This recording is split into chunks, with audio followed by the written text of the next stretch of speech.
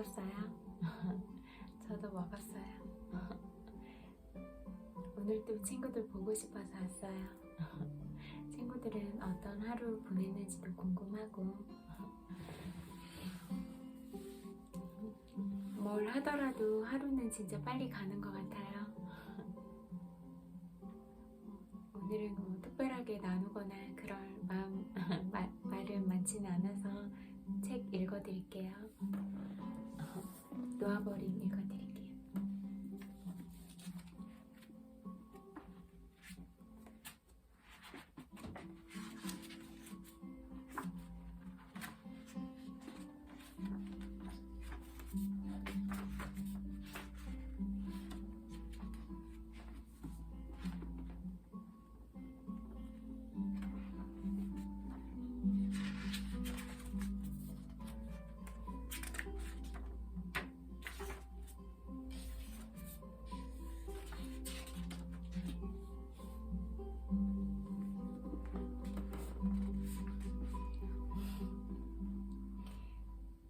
우리는 그런 감정이 생겨날 조짐이 보이면 그 감정을 무의식에 곧바로 쳐넣는다.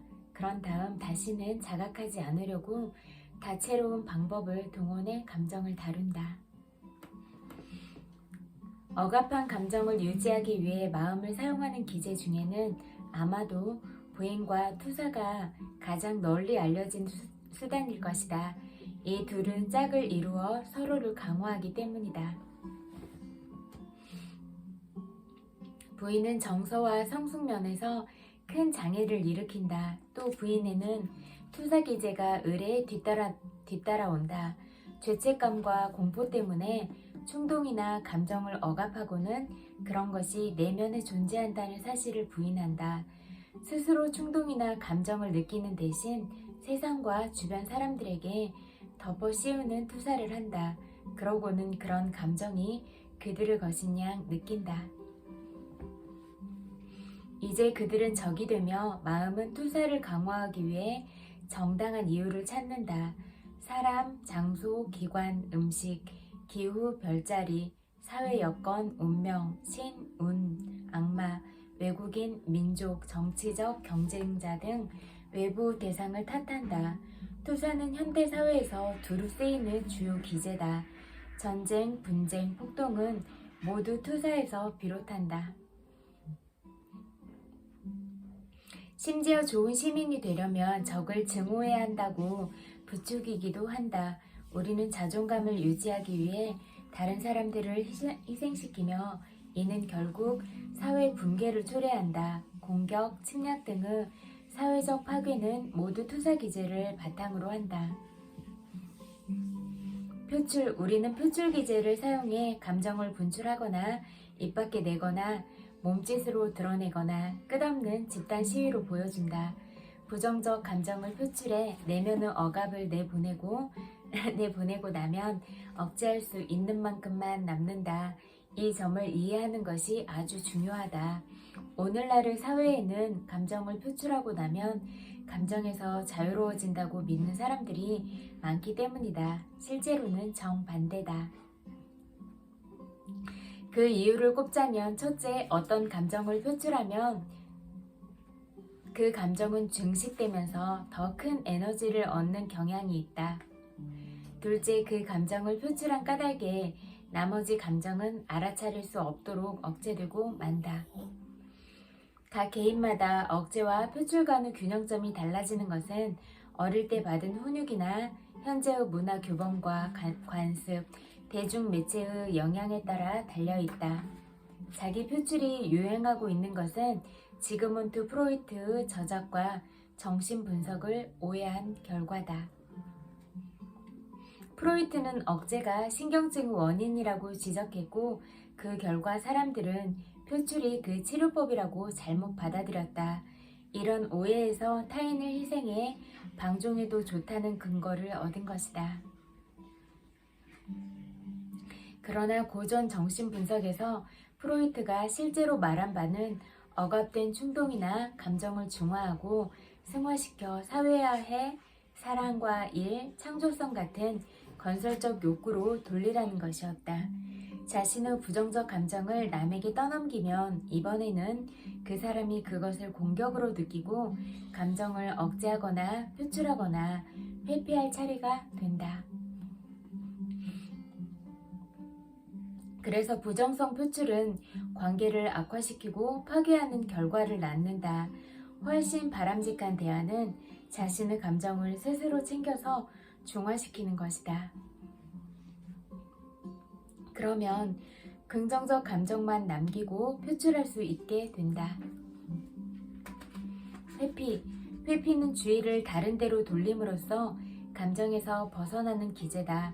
회피는 연애 사업과 주류 산업을 바치는 근간인 동시에 일 중독자가 택하는 길이기도 하다. 마음속 느낌에서 달아나고 벗어나려는 기제는 사회에서 용인하는 것이기 때문이다. 우리는 마음속 자아에서 벗어나고 감정이 올라오지 않도록 끊임없이 다양한 활동을 하는데 이런 활동에 의존할수록 활동 자체에 중독되는 경우가 많다. 사람들은 필사적으로 무의식 상태에 머무른다.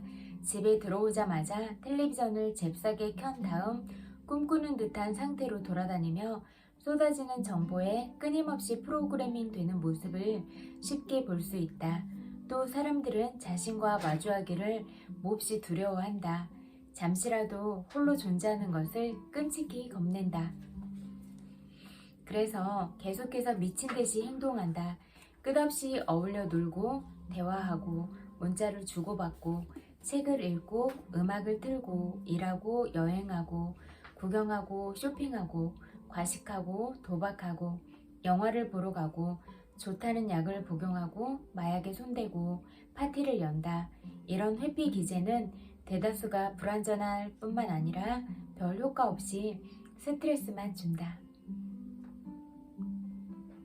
또한 그 자체에 더 많은 에너지를 써야 한다. 억제하고 억압한 감정에서 오는 압박을 낮추려면 어마어마한 에너지가 필요하다. 결국 갈수록 자각을 잃고 성장하지 못한다. 창조성과 에너지를 잃는다. 타인에게 참된 관심을 갖지 못한다. 영적 성장이 멈춘다. 끝내는 몸과 마음이 아프고 병들면서 늙다가 이른 죽음을 맞이한다. 억압된 감정이 세상에 투사되면 사회 문제와 무질서가 생기고 현 사회를 특징짓는 이기심과 냉담함이 증폭된다. 무엇보다 개개인이 다른 사람을 진정으로 사랑하고 신뢰할 수 없어 외로움을 느끼고 자기 혐오가 생긴다.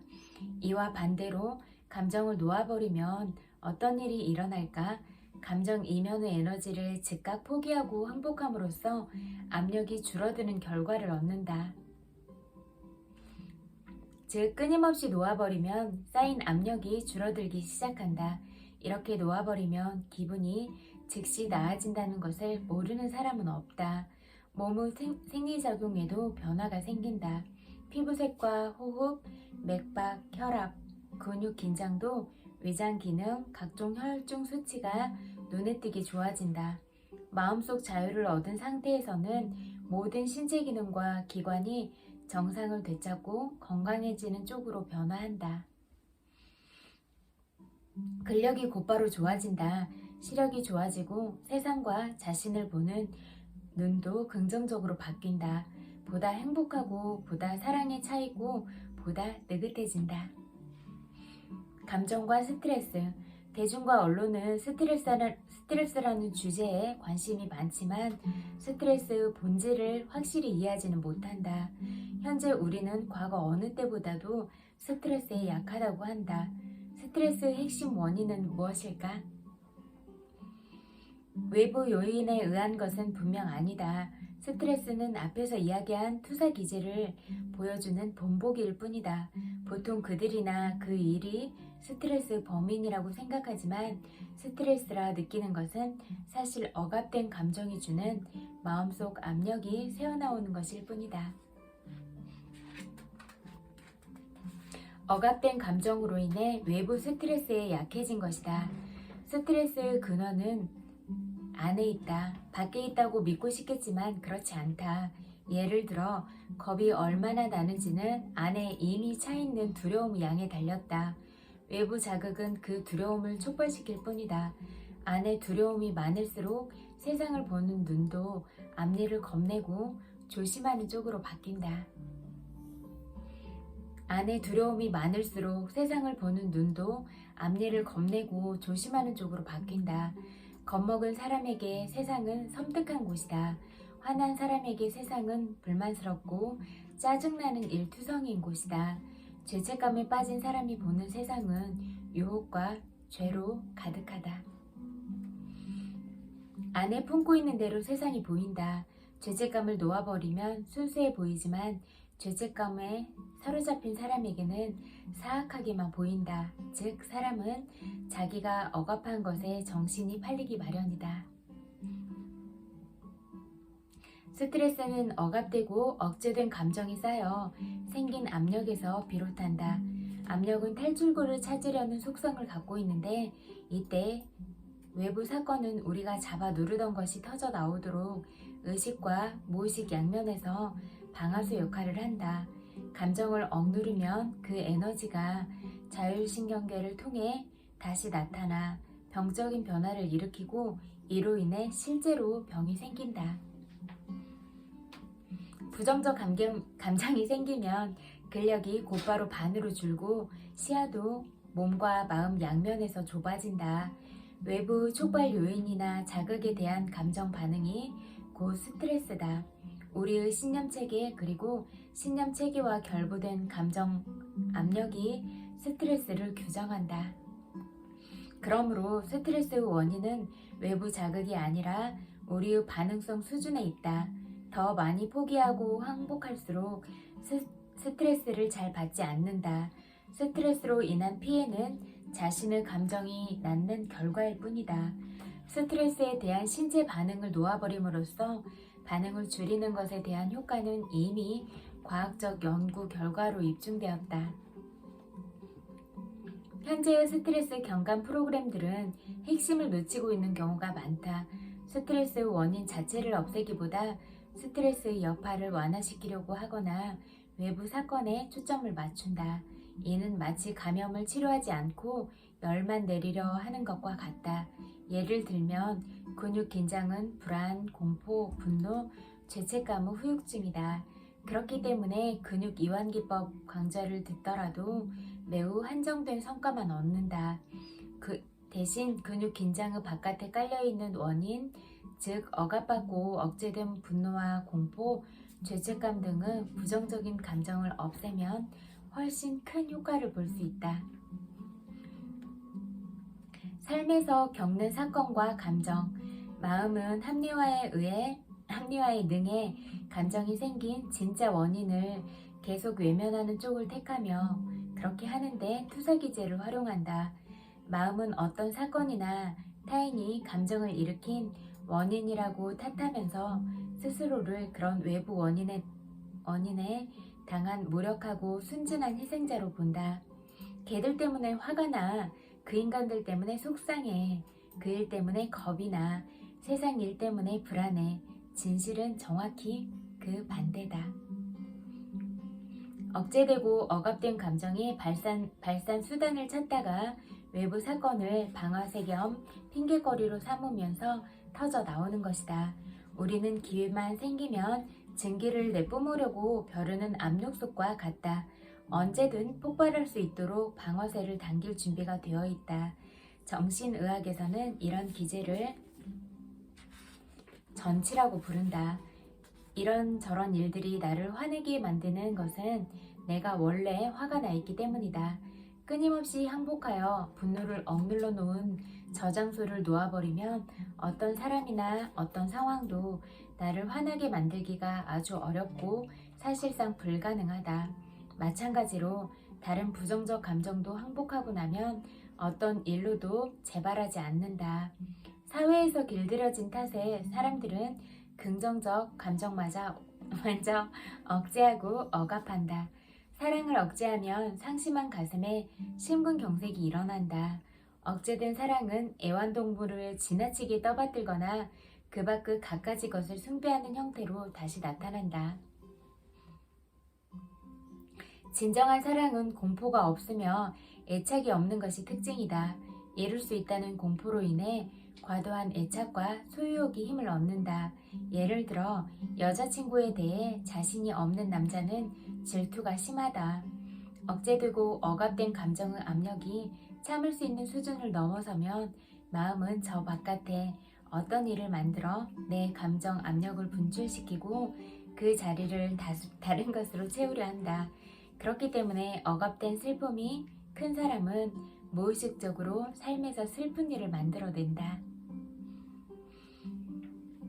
겁 많은 사람은 겁내는 일을 촉발시킨다. 화난 사람은 짜증나는 상황에 둘러싸이고 자부심에 찬 사람은 계속해서 모욕당한다.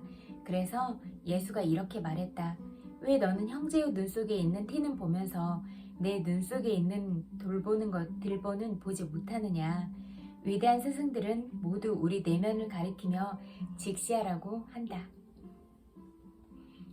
우주 만물은 진동을 방출한다. 진동수가 높을수록 힘이 강력하다. 감정 또한 에너지이기 때문에 진동을 방출한다. 감정의 진동은 몸의 에너지장에 영향을 주어 보고 느끼고 측정할 수 있는 결과를 내놓는다. 초심리학자인 델마 모스 박사 등이 키를리안 사진술로 찍은 동영상을 보면 감정이 바뀜에 따라 에너지 장의 색깔과 크기도 급격한 변동을 거듭하는 것을 알 수 있다. 이 에너지 장은 예로부터 오라라고 부르는 것으로 오라의 진동을 보는 능력을 타고났거나 보는 법을 익힌 사람들에게는 오라가 보인다. 오라는 감정 변화에 따라 색깔과 크기가 바뀐다. 근육 테스트로도 감정 변화에 따른 에너지 변화를 알아볼 수 있다. 우리 몸의 근육은 긍정적이거나 부정적인 자극에 즉각 반응하기 때문이다. 이렇듯 우리의 기본 감정 상태는 우주로 송출되는 것이다. 마음은 자원이나 크기가 없고 공간의 제약을 받지 않는다. 그래서 마음이 진동 에너지를 통해 마음의 기본 상태를 송출할 때 송출 거리에는 제약이 없다. 이는 우리가 일상적으로 무심결에 자신의 감정 상태와 생각으로 타인에게 영향을 미치고 있음을 뜻한다. 예컨대 감정 패턴과 그에 관련된 생각 형태는 심령 능력자들이 원거리에서 포착해 수신할 수 있는 것이다. 이 현상은 실험으로 입증할 수 있는 것이어서 그 과학적 근거를 밝히는 일은 첨단의 양자 물리학에서 큰 흥미를 보이는 주제가 되어 있다. 감정은 진동하는 에너지장을 방출하기 때문에 우리가 살아가며 만나는 사람들에게 영향을 미치고 우리가 어떤 사람을 만나게 될지 결정한다. 억압되거나 억제된 감정은 정신적 차원에서 우리가 겪는 삶의 사건에 영향을 미친다. 즉 노여움은 노여운 생각을 끌어들인다. 정신적 우주의 기본 법칙은 요요상종이라는 것이다. 마찬가지로 사랑은 사랑을 더욱 활성시킨다. 그래서 내면에서 부정성을 많이 놓아버린 사람은 사랑이 담긴 생각, 사랑스러운 사건, 사랑스러운 사람들, 사랑스러운 애완동물에 둘러싸인다. 이 현상은 지성인들은 어리둥절하게 만드는 다음 같은 성경 구절이나 속담을 설명해준다. 부익부 빈익빈, 이미 가진 사람이 더 가진다. 따라서 의식에 의욕이 없는 사람은 삶의 빈곤한 여건을 끌어들이고 의식에 번영이 가득한 사람은 삶의 풍요를 끌어들이는 것이 일반적인 법칙이다. 살아있는 모든 것은 진동하는 에너지 차원에서 서로 연결되어 있기 때문에 우리 주변의 모든 생명은 우리의 기본적인 감정 상태를 포착하고 그에 반응한다. 동물이 인간 감정의 상태를 즉시 읽어낼 수 있다는 것은 잘 알려진 사실이다. 심지어 박테리아의 성장이 인간의 감정에 영향을 받기도 하고 인간의 감정 상태에 따른 식물 반응을 측정할 수도 있다는 사실을 입증한 실험도 있다. 놓아버림 기제. 놓아버림에는 어떤 감정이 일어나는지 알아차리기, 감정이 일어나도록 놓아두기, 감정과 함께 있기, 감정을 바꾸거나 어떻게 하려는 바람도 없이 감정 스스로 제 길을 가도록 놓아두기가 포함된다. 즉 감정은 있는 그대로 놓아둔 채 단지 감정 이면의 에너지를 방출시키는 일에만 집중하는 것이다. 그 첫 단계는 감정을 지니고 있을 뿐 감정에 저항하거나 감정을 분출하거나 겁내거나 비난하지 않고 감정을 가지고 도덕을 따지지 않는 것이다. 요컨대 판단을 멈추고 감정은 감정일 뿐임을 알아보는 것이다. 이 방법은 감정을 그저 생생히 느끼기만 하면서 어떻게든 바꿔보려는 노력을 모두 항복하는 것이다. 감정에 저항하고 싶은 마음을 놓아버려라. 저항 때문에 감정이 지속되는 것이다. 감정에 저항하거나 감정을 바꾸려는 노력을 포기하면 감정이 달라지면서 강도가 약해진다. 감정에 저항하지 않으면 감정 이면의 에너지가 사라지면서 감정이 없어진다. 이 과정에 들어가 보면 감정을 갖는 것 자체를 두렵고 죄스럽게 여기고 있음을 알게 된다. 즉 감정 전반에 저항이 있다. 감정이 일어나도록 놓아두기 위해서는 먼저 감정에 대한 반응부터 놓아버리면 쉽다. 쉬운 예로 우리는 두려운 감정 자체를 두려워한다. 그러니 감정에 대한 두려움이나 죄책감부터 놓아버린 다음 감정 자체에 접근한다. 놓아버릴 때는 모든 생각을 무시한다. 감정에만 초점을 맞추고 생각에는 신경을 끈다. 생각은 끝없이 이어지며 스스로 강해져 다른 생각을 더 많이 일으킬 뿐이다.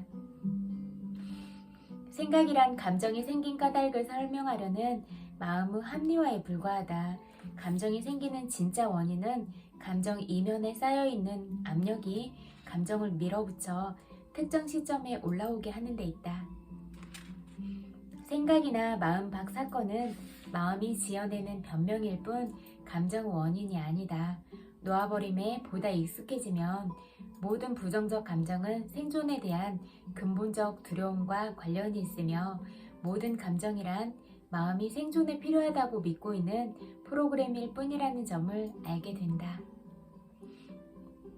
놓아버린 기법을 쓰면 프로그램이 점차 제거된다. 이 과정을 통해 감정 이면에 깔려있는 동기가 점점 더 명확해진다.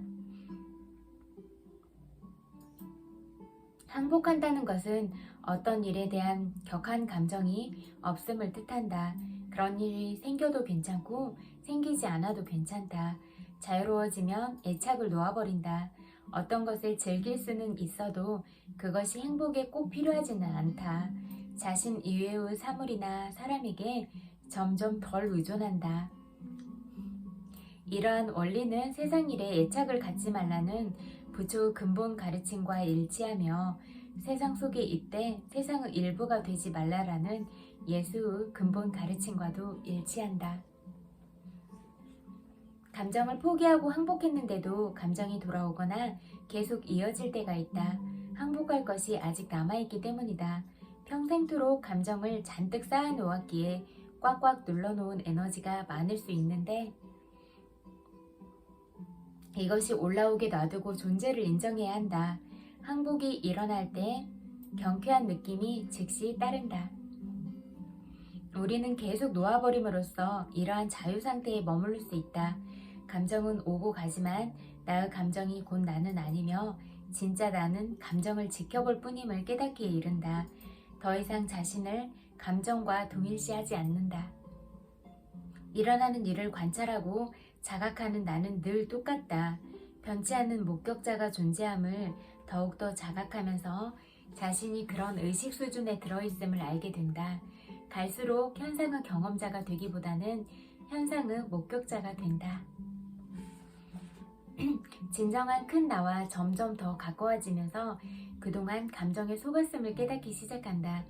전에는 내가 감정 때문에 피해를 본다고 생각했으나 이제 감정은 나의 참 모습이 아님을 안다. 감정은 에고가 창조한 것에 불과하다. 생존에 필요한 것으로 마음이 잘못 믿었던 프로그램들을 모아놓은 것일 뿐이다. 놓아버림은 믿기지 않을 만큼 신속하고 절묘한 결과를 가져온다. 효과 역시 아주 강력하다. 이미 놓아버리고도 아직 놓지 못했다고 생각하는 경우도 많다. 이럴 때는 주변 사람들을 통해 자신의 변화를 깨닫는다. 이런 일이 일어나는 이유는 어떤 것을 완전히 항복하면 그것이 의식에서 사라지기 때문이다. 이제 그 일이 전혀 생각나지 않은 까닭에 사라진 줄 모르고 있는 것이다. 이런 현상은 의식면에서 성장 중인 사람들에게 흔하다. 캐놓은 석탄을 통째로 의식하지는 않는다. 지금 막 푸는 한 산만 바라볼 뿐이다.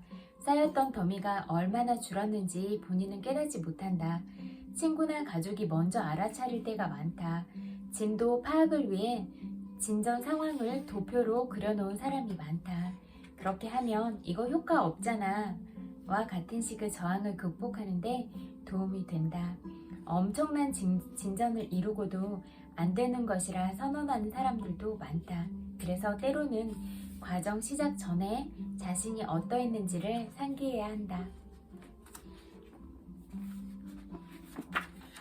여기까지 읽을게요. 또 내면화의 치유 같이 공부할게요.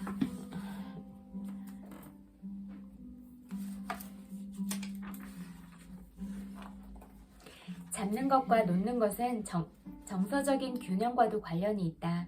아이의 타고난 생명력은 아이들로 하여금 자신의 모습이 되게 하고 자신만의 방식대로 할 수 있도록 해준다. 처음에는 아이들은 정서적인 균형을 갖고 있지 않다. 자율성을 향한 아이들의 본능적인 욕구는 지나치게 반동적이다. 아직까지 그들은 무엇을 할 수 있고 없는지를 시험해보지 않은 상태이다. 이 단계에서 아이들은 절대론자가 되려 하고 작은 독재자처럼 행동하기도 한다. 원하던 것을 얻지 못했을 때는 막 화를 내곤 한다. 아이들에게 필요한 것은 나이에 맞는 한계를 지정해주며 안정감 있고 참을성 많은 부모이다.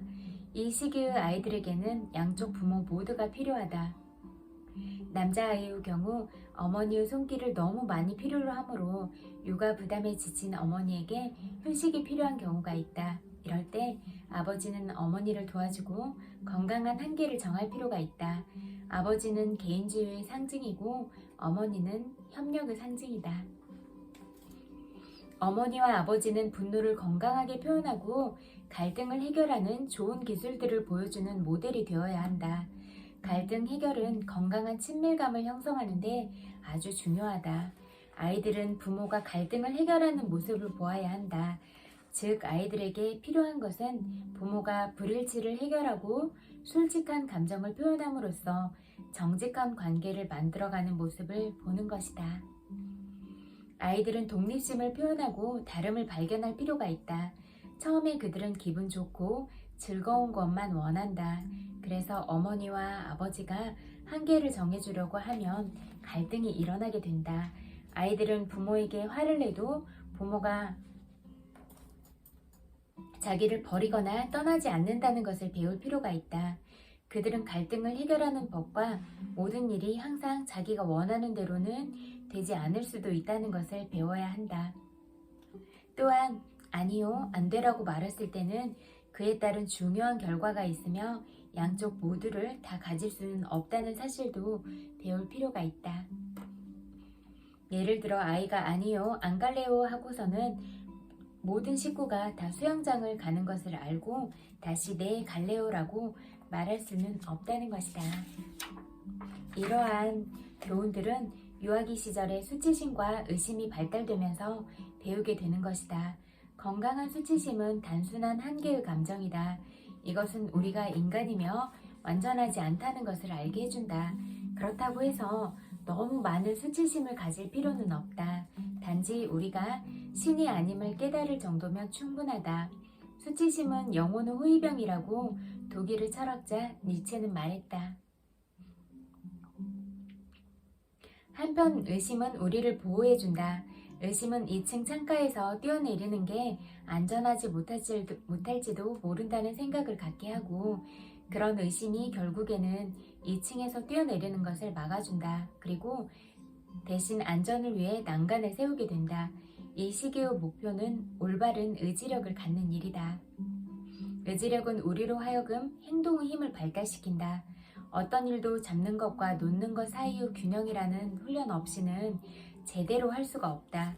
누군가 자유 모든 가면들 중에서 훈련이 가장 신비로운 것이라는 말을 한 적도 있다. 우리에게는 자유로워지는 훈련이 필요하다. 건강한 의지력 없이는 훈련이란 있을 수가 없다. 언제까지 적절하게 잡고 있어야 하고 언제 놓아야 하는지를 알 수 없기 때문이다. 때때로 부적절하게 놓아버리거나 부적절하게 잡고 있는 경우, 그러나 적절하게 잡는 법을 배운 아이들은 성실과 사랑에 대한 좋은 기반을 가지게 되며 적절하게 놓는 것을 배운 아이들은 삶의 변화에 슬퍼할 줄 알며 언제 앞으로 나아가야 하는지를 안다. 균형 잡힌 의지력 외에 건강한 자율성의 중요한 결과 중 하나는 대상 항상성의 성취라고 할 수 있다. 이것은 생후 3세된 모든 아기들이 누구도 자신의 부모뿐만 아니라 자신도 완벽하지 않다는 것을 알아야 한다는 것을 의미한다. 건강한 수치심을 갖고 있다면 이렇게 이해할 수 있을 것이다. 엄마와 아빠는 인간이다. 그래서 항상 내가 원하는 대로 하거나 내가 원하는 것을 도와줄 수 없다. 그들이 건강하다면 내가 필요한 것을 줄 것이다. 그들이 내게 한계를 정할 때면 난 종종 화가 난다. 그러나 그건 내가 균형이 무엇인지 배우는 한 방법이다. 대상 항상성은 사실상 우리에게 이 세상을 불완전한 현상으로 보게 한다.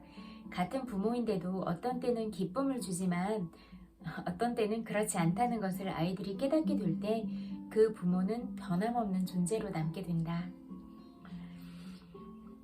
아이가 볼 때 그들이 좋고 나쁠 순 있지만 말이다. 또한 아이는 자기도 양극성을 갖고 있다는 사실을 알게 될 것이다. 어떤 날엔 아주 행복하고 어떤 날엔 아주 슬프다.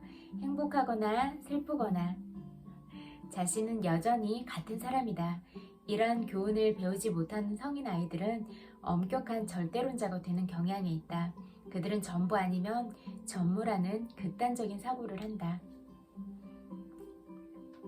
아이들은 자율성을 성취하면서 자신만의 경계성을 만들기 시작한다. 내 것이 무엇이고 내 것이 무엇인지를 아는 것은 좋은 대인관계를 형성하는 데 중요하다. 유아기 때 아이는 그건 내 거야 라는 말을 많이 한다.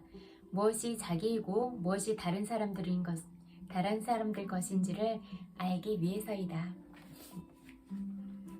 여기까지 읽을게요. 잠재의식에 관한 책 읽어드릴게요.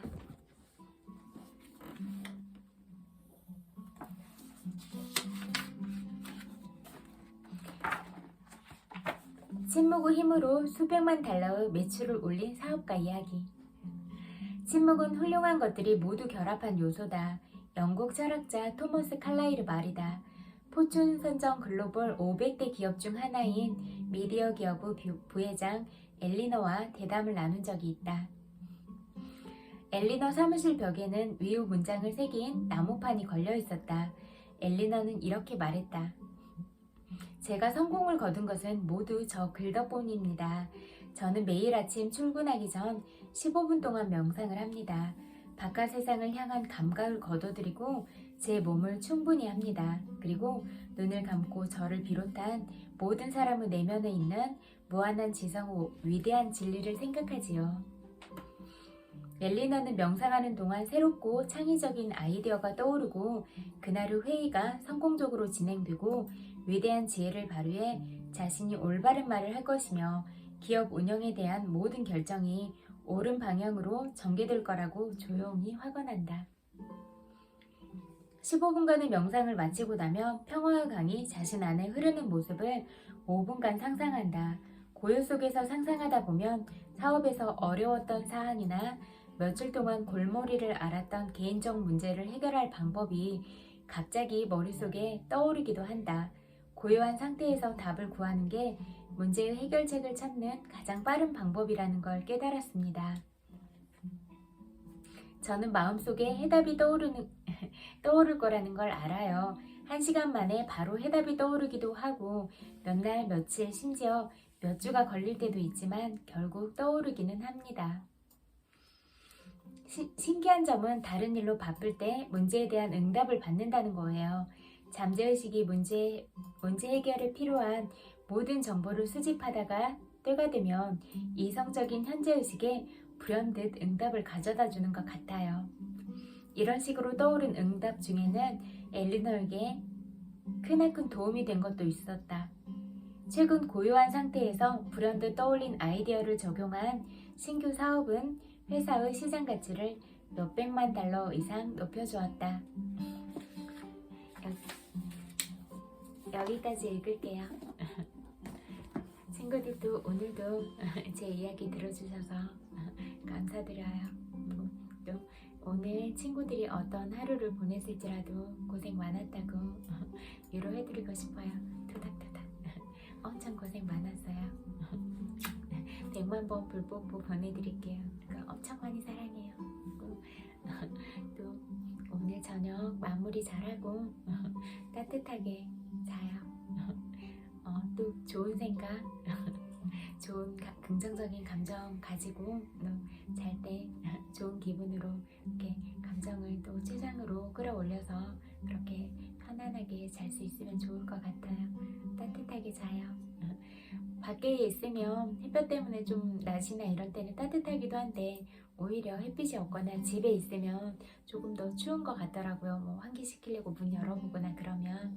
그러니까 또 기온차가 있으면 또 감기에 걸릴 수도 있고 그러잖아요. 그리고 요즘에 또 꽃가루 알러지 이런 것들이 있으니까 알러지에도 조심하고 그렇게 하면 좋을 것 같고, 이제 온도가 또 높아지니까 그런 식중독이나 이런 거에도 좀 유의해서 조심하면 좋을 것 같다 이런 생각도 들더라고요.